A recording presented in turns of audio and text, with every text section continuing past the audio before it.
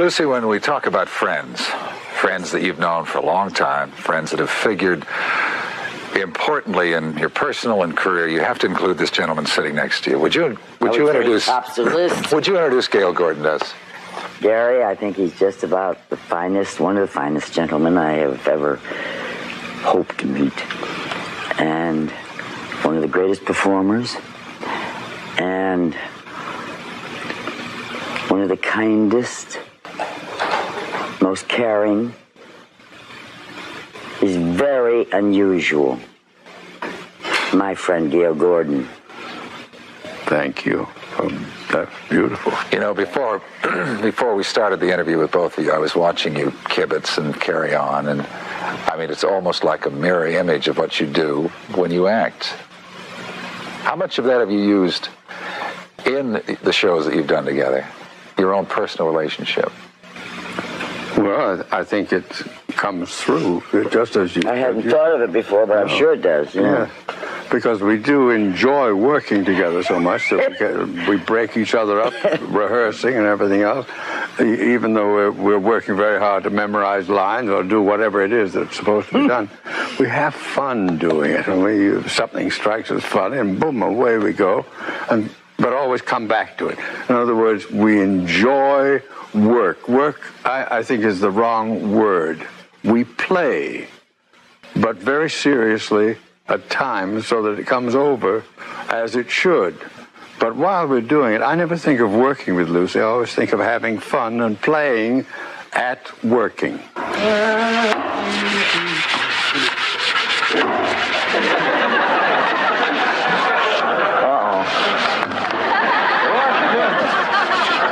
What were Ted and Margot fighting about? Us.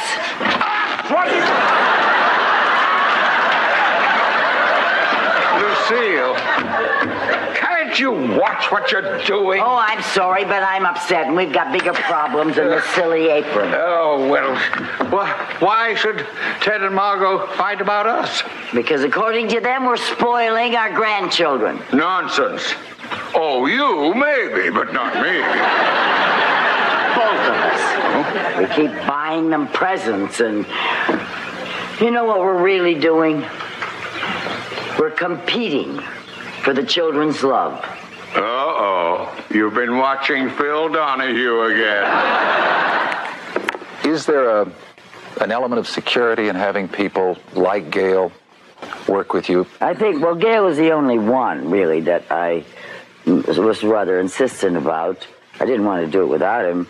If Vivian would still be with us, it would be Vivian and Gale, you know? But I wouldn't want to have even started without Gale.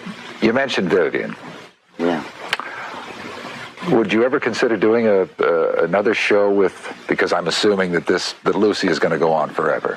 That's what we're all assuming and hoping. Would you ever consider doing another show with a woman? No, sir. Why not? She was the best. No, I can think of working with Gale,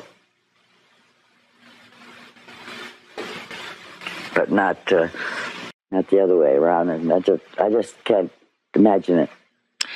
When you hear Lucy talk about Vivian and the times they shared, or when she talks about Gale, you know that she's talking about friendship. And in the foreword to a book called Loving Lucy, Gale Gordon wrote the words that say it best.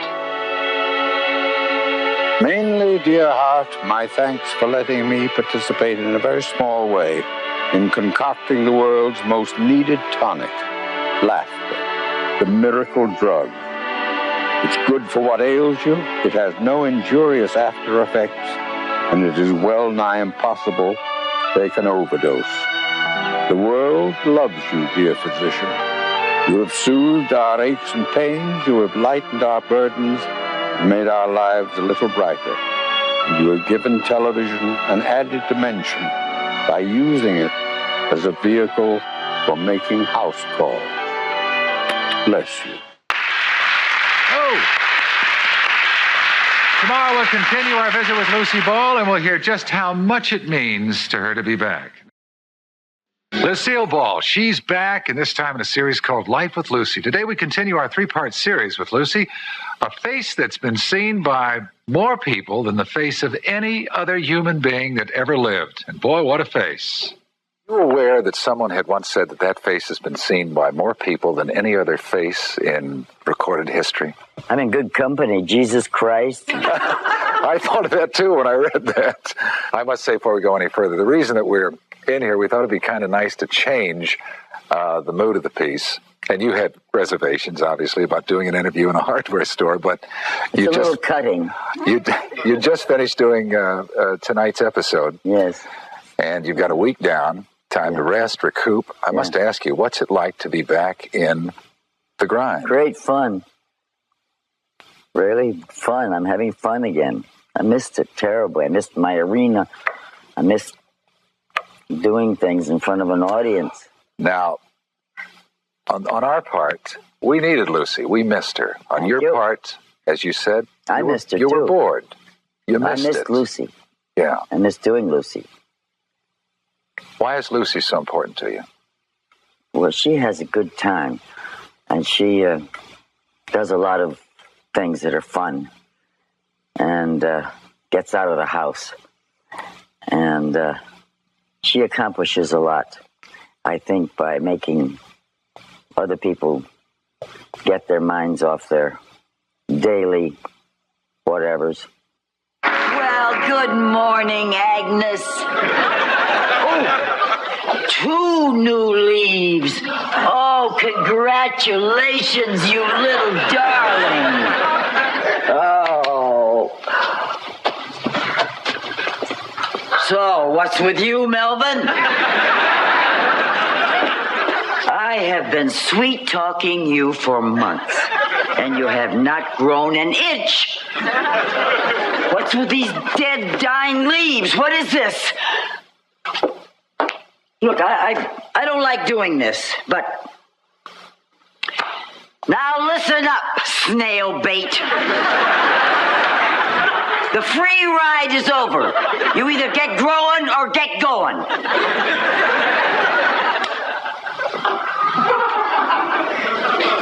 I'm sorry you had to hear that, Agnes. I want to go back to when you first got to Hollywood and read a quote. I was very appreciative of the studio system because I couldn't dance, I couldn't sing, I could talk, I could barely walk, I had no flair. I certainly wasn't a beauty, that's for sure. Now, a lot of people would disagree with you. That's the way you felt. A lot of people wouldn't even know me. No, but is that the way you felt? Indeed, I wouldn't have said it. Yeah, I had been crippled with rheumatic arthritis, so I was just getting my legs back in shape so that I could walk and get off crutches and 20-pound weights in each foot and all that. And very happy that I could stand upright. But I couldn't sing, I couldn't dance, I hadn't had any experience. I had never been in show business. I was a model in New York, and I was enthralled to just be a part of show biz and get a chance to come out here. It was for 6 weeks, and that was in 33, and I've never been out of work since. So that is not coming up the hard way, is it? Were you comfortable or uncomfortable with the glamour aspect of the business? Very uncomfortable. Where did the comedy come from? Where did you suddenly realize that you were funny? I had done what they call drop gag types. Evard and I sort of vied for that sort of type. But whom I really wanted to be like was, pardon me, Ann Sothern. In fact, my career was built on what Ann Sothern didn't have time to do. Really. And as far as your comedic talents, it must have been the I Love Lucy show that really solidified that for you. In television, yes. That's where I found a chance to be typed. I knew that was what I wanted. Instinctively, I knew it.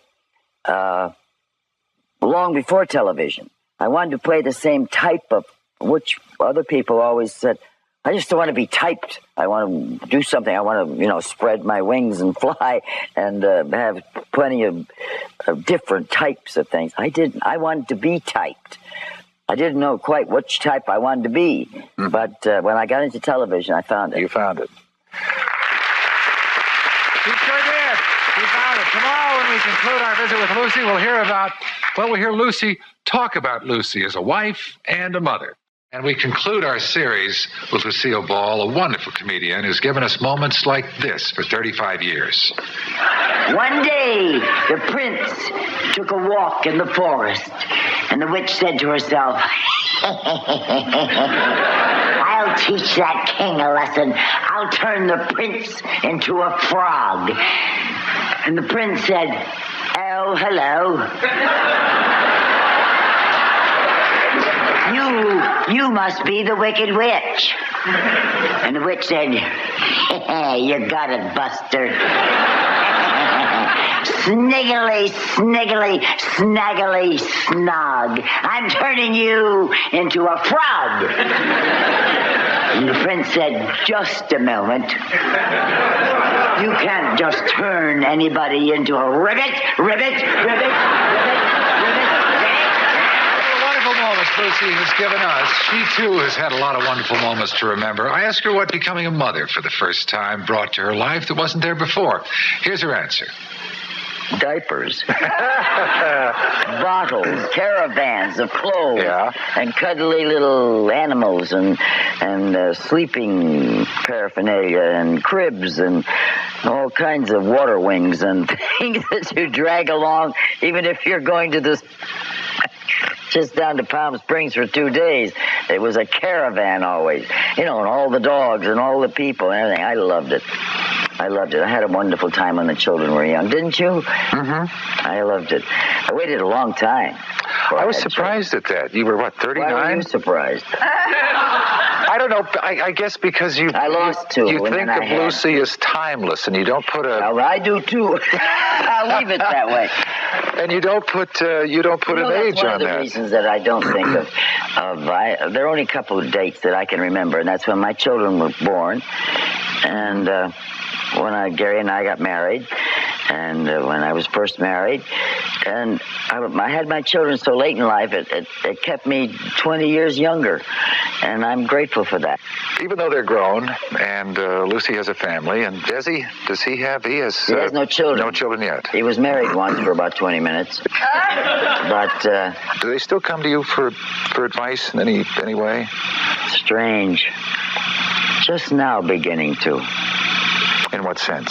Well, Lucy with the children, and as they grow older, they decide that you have a little sense, and they do ask, how would you handle this, and what do you think? And up to then, they're so busy showing you that they can do it, which I can appreciate. But I'm glad that they come back now and want to talk and discuss and rearrange. You mentioned Gary, and you've mentioned him a couple of times. It's Gary Morton, your husband, and he's one of the dates you remember. When was that? When were you married? November 19th, 61. He's been good for you. Wonderful. He's now producing the show. He has been for years. But I noticed you two working together, and he's very careful and very protective. Very attentive and protective. Yes. He has our best interests at heart, always. Your career is so involved with comedy and humor, and Gary, prior to being a producer, was a wonderful comedian. He still is, as a matter of fact. He's a funny man, too. How much humor is in your life? He's that funny. an important ingredient? I'm not a funny person. I don't think funny. He thinks funny, and I laugh at him a lot. But we do have a lot of laughs at home. I must say that we have our share of humor at home. He's helped me a great deal to be able to laugh through the years. He's happy to be back? He's happy for you to be back to work? Yes. The whole idea of being back and someone caring about my being back is very important. I got some bad notices, but I've had bad notices before. But I think I have fans out there that in the next few weeks will prove that, or they have, perhaps by the time this is shown, that they care. And I just want them to know that I care. Lucy, thank you for allowing us to come into the hardware store and spend this time with you. It's a joy. Thank you, Gary. And good luck, continued success with the show. Thank you, dear. The same with you.